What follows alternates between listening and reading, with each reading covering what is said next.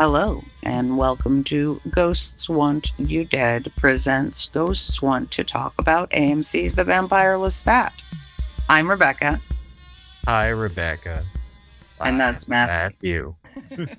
Not that we're super careful about spoilers, with our raison d'etre being a 60-year-old television program. We aren't, and we hope you aren't, too precious about spoilers for a 41-year-old novel. But, in case it needs to be said, this whole feed is lousy with spoilers. That's kind of what we do. So proceed at your own risk. I don't really have any warnings to give on this one other than maybe a trigger warning for, you know, the show that you've probably already watched being a little intense. Sexual assault, suicide, incest. There we go. Yeah, like how many how many things can we check off? Definitely incest, because Matthew and I can't get away from it. In episode 3, Toronto, Lestat informs us in voiceover that the band has rolled into Toronto. He eats some newlyweds with his It's a Me, a Mama. I can't say it without laughing. Well, you're gonna have to because it's in here a bunch. He eats some newlyweds with It's a Me, Mama. He takes a call from Daniel, who is mad. In a voiceover, Lestat talks shit about Daniel and calls Armand a gremlin. Lestat and It's a Me Mama arrive at an interview with Daniel, and It's a Me Mama amusingly greets the assembled entourage with a very exaggerated ciao. Daniel explains the setup for the interview, and much is made about pronouncing Lestat as Lestat, which feels very silly in the mouth and is difficult for me to do. So if I revert to Lestat, forgive me, I am but a simple hick. Opening credits, which every time we see, by the way, I understand Rebecca's a little bit Alexis comparison more and more, and I'm sure someone on the internet has mashed up the two, but if they haven't, they should. Yeah, maybe we should. I don't know how to do that, but you do. Daniel asks for clarification about the nature of the dumb songs as autobiographical. He asks specifically about Longface, which, in our opinion, at least until the song that plays later in this episode, is the worst of them and the dumbest. He deadpan recites the stupid lyrics, asking specifically what story they tell. This amuses us, and also It's a Me Mama a great deal. Lestat tries to justify his bullshit. They antagonize one another, and Lestat summons Christine, the lawyer. He's mad about the repeated stutter question. He has some grand ideas about his shitty music and is elevating it to be the likes of greats, and Daniel mocks him by slowly and matter-of-factly quoting, ooh, ooh, ooh, ah, ah, which I found enjoyable. And then Lestat has a little tantrum, and then he pretends to cry, and then he performatively laughs. Elsewhere, Louis drives. He is on his murder errand from the Talamasca. He assaults a vampire and mocks his face tattoo, which was fun, and asks around for, air quotes, killer, aka Bruce. He enters the vampire house and stabs a bunch of folks and asks for Bruce more. While this is happening, the camera lingers outside and we only hear the scene unfold until eventually joining Louis inside, stripped down to his bloody undershirt. Oh my, and the vapors. La la. Back at the interview, Daniel is asking about the wolves again, which was barely touched on in the previous flashbacks. Lestat talks about the stutter. "It's a me, mama," is laughing at the exchange while talking with Daniel telepathically, telling him to ask about the Great Conversion. Instead, Daniel asks what happened when Lestat was 9 years old. He answers that he was taken to see witches being burned alive. This deviates from the novel, but we'll talk about that later. He also pointedly looks at "It's a me, mama" about that and makes some kind of joke about Peppa Pig. Daniel asks then what happened at age 29. He meets Nicholas, or Nicky, upon arriving in Paris. In the interview, he tells Daniel that this was his first love. In flashback, Nicky is violining on the street, and Lestat is charmed. They remember one another from back home in Auvergne. They flirt. They catch up. Lestat praises his violining, and Nicky laments that he's not a virtuoso. They catch up some more. Lestat bullshits. Nicky calls him on it. They talk about Nicky's father and if he sent a message. And Lestat says, "Oh, well, he said, 'I love you and I'm proud.'" And they both laugh. And then Nicky says, "What did he really say?" And he's like, "That I should help make you a man."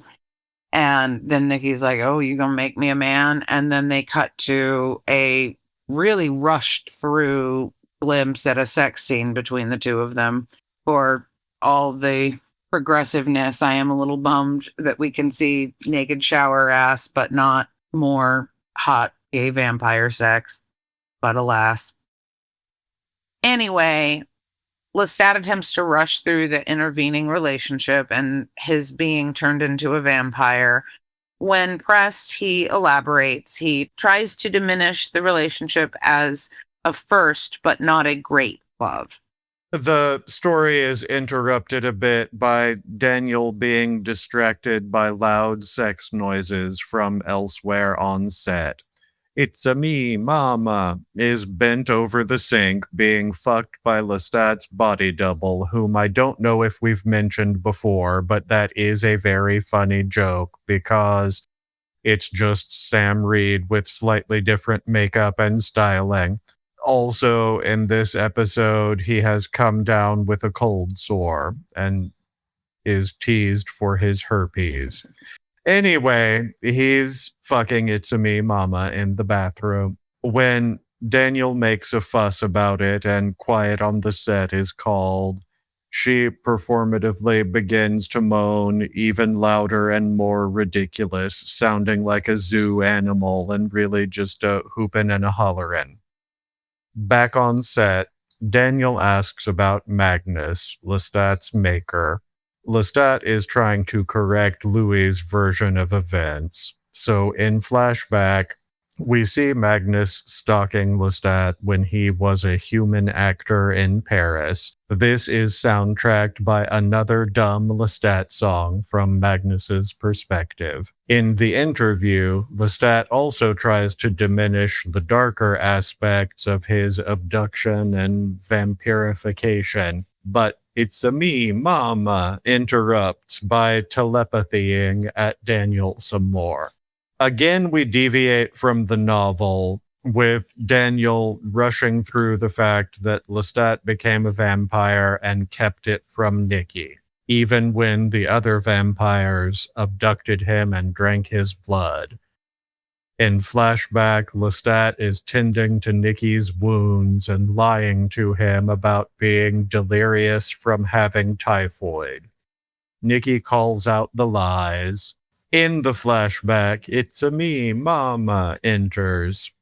Nicky is like, also, why isn't your mom dead?" Lestat tries to lie, but we're brought abruptly back to the interview with Daniel asking, "Excuse me, your mother?" Lestat grins, pleased with himself, and explains about turning his mother, Gabriella. He teases a reveal, saying his mother is right here. We're expecting a incest confession, but instead he points to his heart before lying and saying that Gabriella died a long time ago. This is not the appropriate place for it, but another change from the novel is that show Gabriella is just Gabrielle in the book, and I keep almost saying it wrong every time. Yeah. Daniel gets around to asking about the Great Conversion, like It's a Me Mama suggested. And Lestat exposits that it's a vampire thing about vampires taking over the world and collaborating. He dismisses it as stupid, but is visibly annoyed at the question. In flashback, Nikki rants and raves, trying to get Lestat to admit whatever spooky things have happened to him. Nikki throws things and is generally having a breakdown. Lestat sort of vaguely admits something spooky is going on. Nikki is jealous that Lestat vampired It's a Me Mama, but not him, and It's a Me Mama warns him not to do it. Nikki has run away to play the violin. Lestat turns him off screen. At the theater, Gabriella and Lestat argue with Armand. They argue with each other. Armand tells Lestat he loves him, to which Lestat replies, "There's not enough room in this box for your desperation," as he walks away, and Gabriella laughs. It was pretty funny. Later, Nikki goes crazy, and Lestat advises that he take some time off. They yell. Gabriella is like, "I told you not to make a shitty vampire." Nikki cuts off one of his own hands and asks Lestat to do him a small favor and cut off the other one.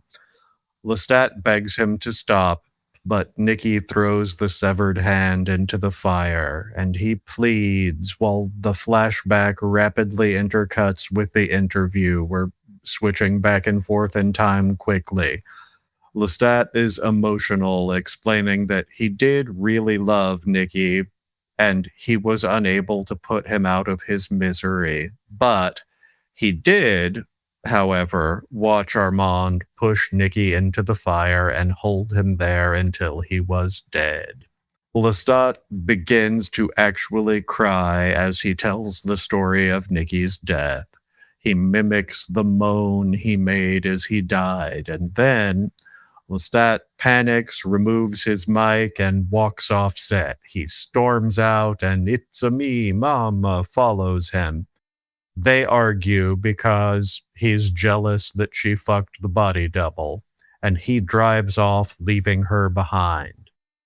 Back inside, Daniel reviews the footage of the interview, but surprise, on the playback, Lestat says nothing. He stares blankly at the camera and neither of them speak.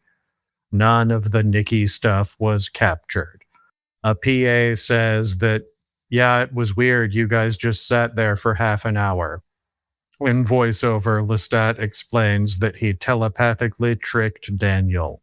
Elsewhere, that little drug lady, baby what's-her-face, baby Jinx, dismounts a motorcycle with Killer, aka Bruce or whatever, and they enter the vampire house where Louis is waiting, bloody. He assaults the pair, asks about a mutual friend, and produces the missing pages of Claudia's diary. In Lestat's car, Magnus appears to taunt him. At the vampire house, Louis reads the diary pages aloud. In flashback, we witness Lestat's torment at Magnus's hands back in the day. Back to the car, where Ghost Magnus taunts Lestat. At the house, Bruce sasses Louis. In the car, more Magnus bullshit. He manhandles Lestat, who cries. At the house, Louis continues to recite Claudia's details of her assault and captivity. This is further intercut with even more flashbacks to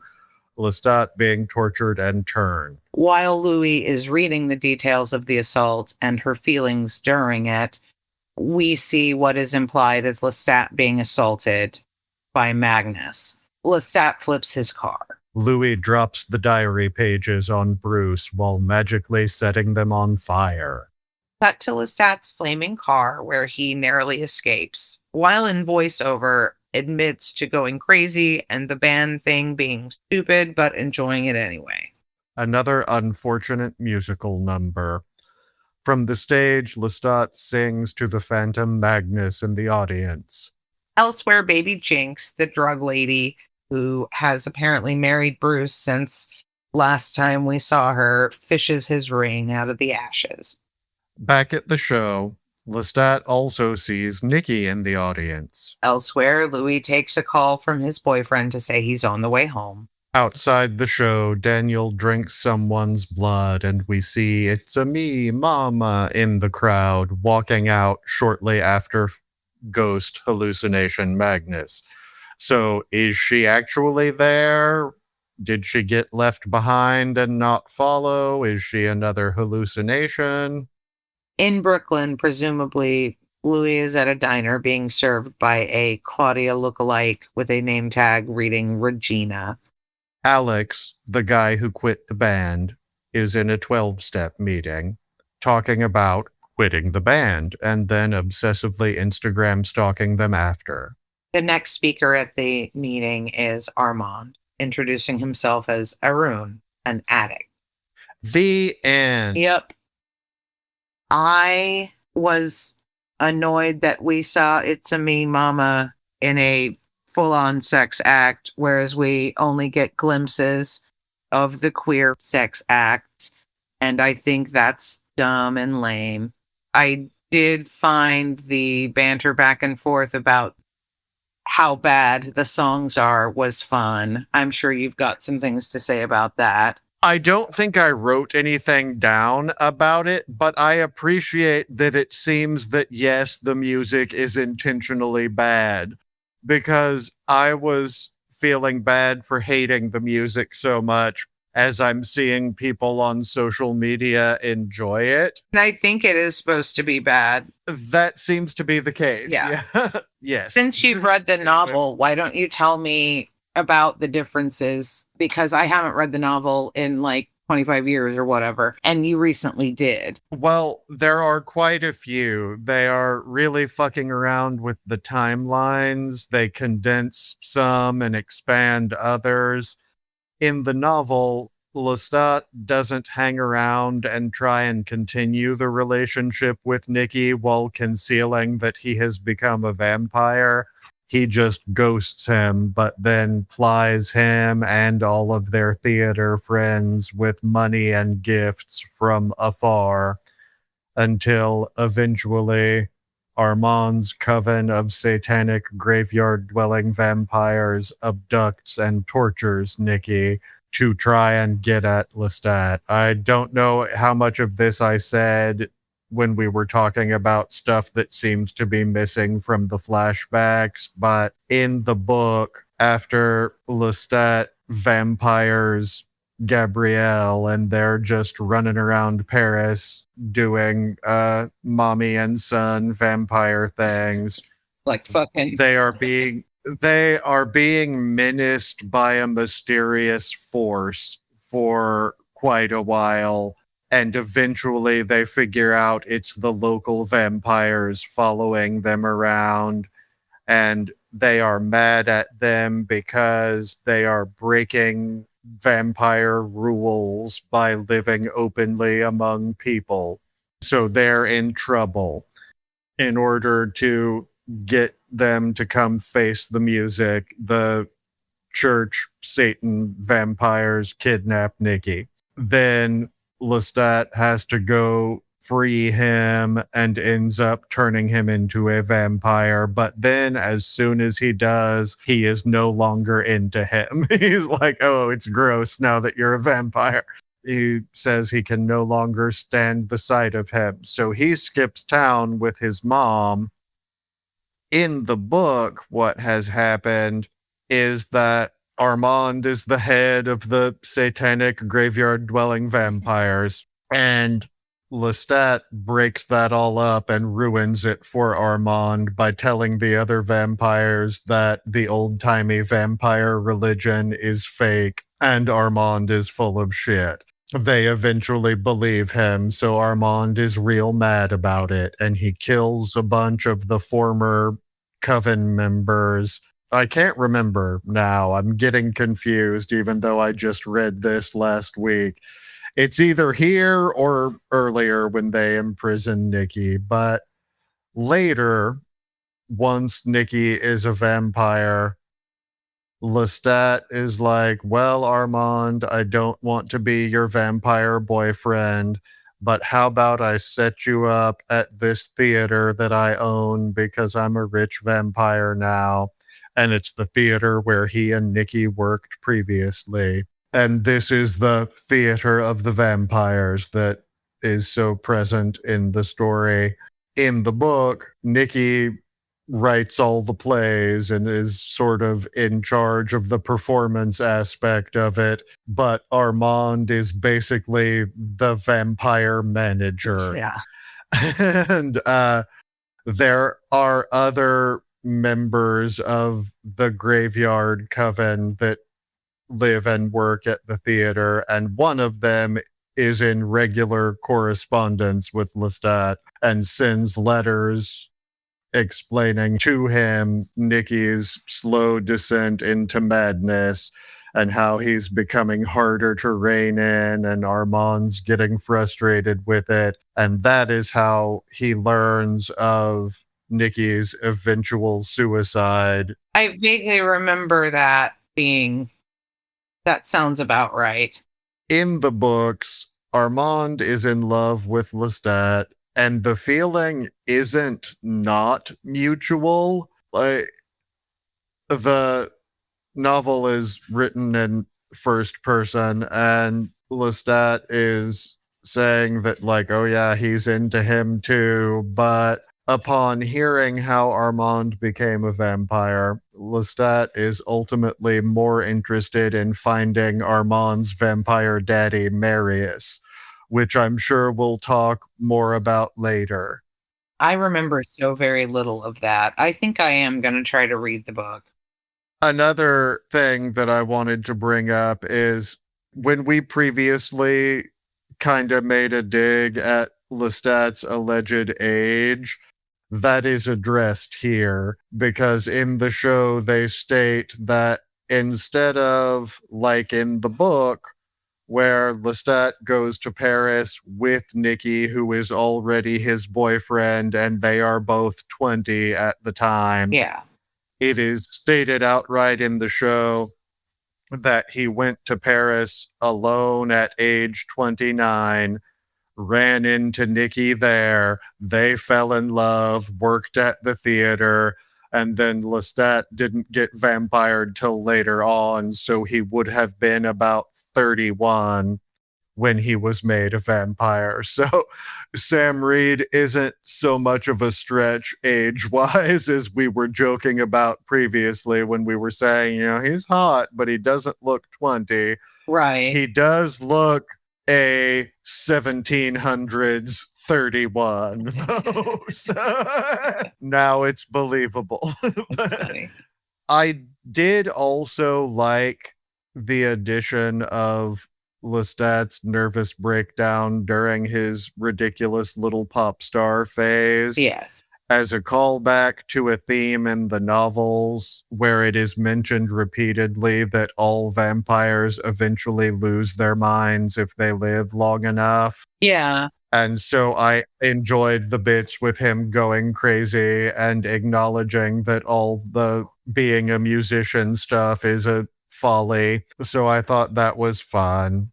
I am a little unclear on the accuracy of the baby Jinx stuff. I know she initially appears in the Queen of the Damned novel, which I do have checked out from the library, but I haven't started reading it yet. So maybe I can address that next week if we ever see her again. I feel like she was a pretty minor character. Yeah, I don't really remember her. But again, I remember so little. You know, the Fang Gang, which were the Detroit vampires that Bruce was the head of, in the Queen of the Damned book, they are instead a nomadic vampire biker gang. Mm. And she's one of them.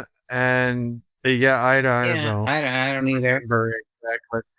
I must also mention, at my frequent annoyance with the cringy use of zeitgeisty terms, I did wince when they had Lestat use the phrase serving cunt. Yeah, it Like, that was is stupid. silly, and I could almost interpret it as kind of, I don't think it was intended to be funny, like, or the way that I found it funny. It was intended to be funny in a different way, but the way I found it funny was, I guess maybe Lestat could be like, "I'm a cool vampire guy. I say things like this." Just generally vampires being out of touch, et cetera, et cetera. But I think it was more meant to just be like, "Oh, look, we're cool and edgy," and that annoyed me. Additionally, with things I don't remember from Queen of the Damned, like we've talked about before, of course, Claudia in the novels is a 5-year-old little child, and the Bruce storyline is original to the show. But I don't know if that character also shows up maybe in a different novel and they just repurposed him. So I'll report back after I have read Queen of the Damned again. You had something to say about that final musical number. I mean, it was just real bad, like musically bad. His voice is good. We've talked about this. Like I know he worked hard and like I think he sounds good, but That was also what I thought during that last song. I was like, man, he's doing a real good job singing this awful song. yeah, I know. It's like, and I guess if they were trying to make it stupid and embarrassing, and like, look at this terrible time in his life, and here's his bad song. But like, I don't know. He did such a good job singing. It could have been done more like, oh, this is like very good, and it just wasn't. You're right.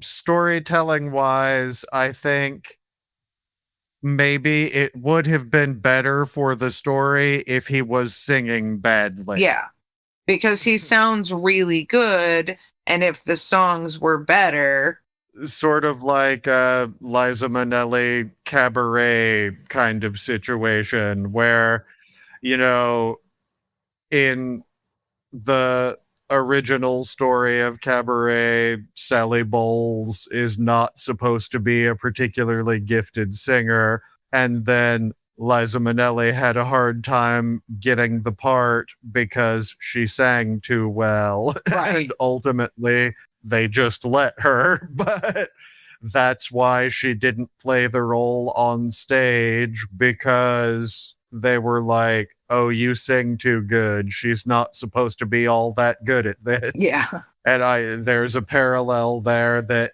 if we are getting on the show Lestat admitting that this music thing is stupid and a bad idea and the songs are bad, it would serve the story for him to also not be performing them as well as he is. right.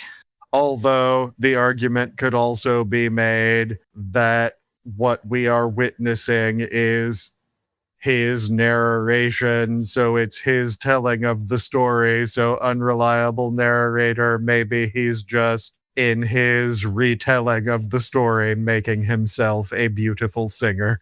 Maybe. I do enjoy the show's interpretation, but I also could see it being played a different way where it would be like, even though it's dumb and it's stupid, he's still doing a good job. Or the band itself is. But I don't know. I was wondering about, and because you've read the book recently, I was a little curious about the seeing Regina, the Claudia lookalike.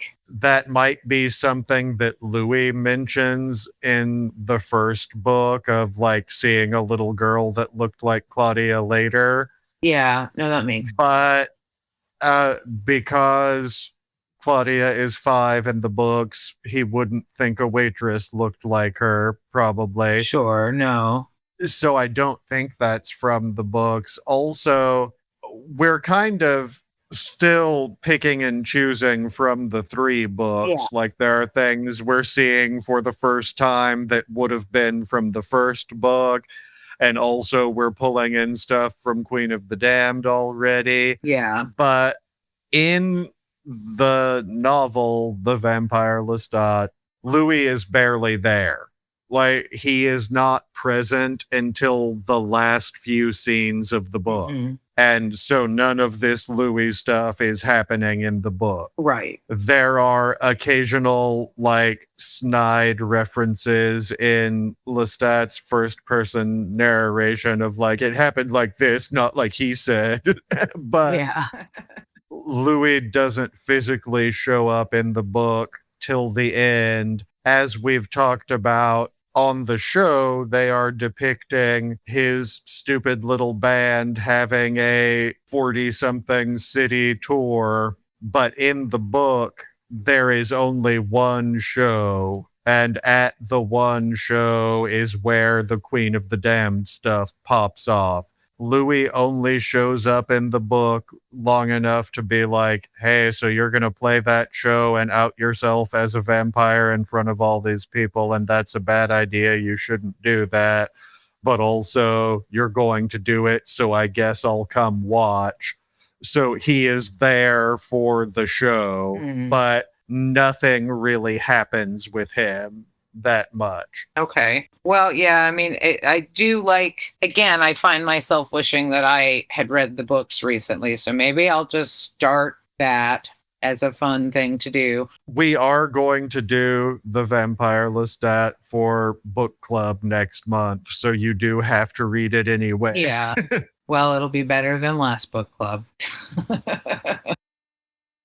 Are you watching the, like, after show stuff No, that is available? I'm not. Are you? I am not. I am not. And there is also an official podcast that I have not been listening to. I don't think I want to listen to what the creators have to say about it while we're talking about it. Yeah. Like, I would rather say what we have to say and then maybe after it's over, go back and watch all that. Sure. Well,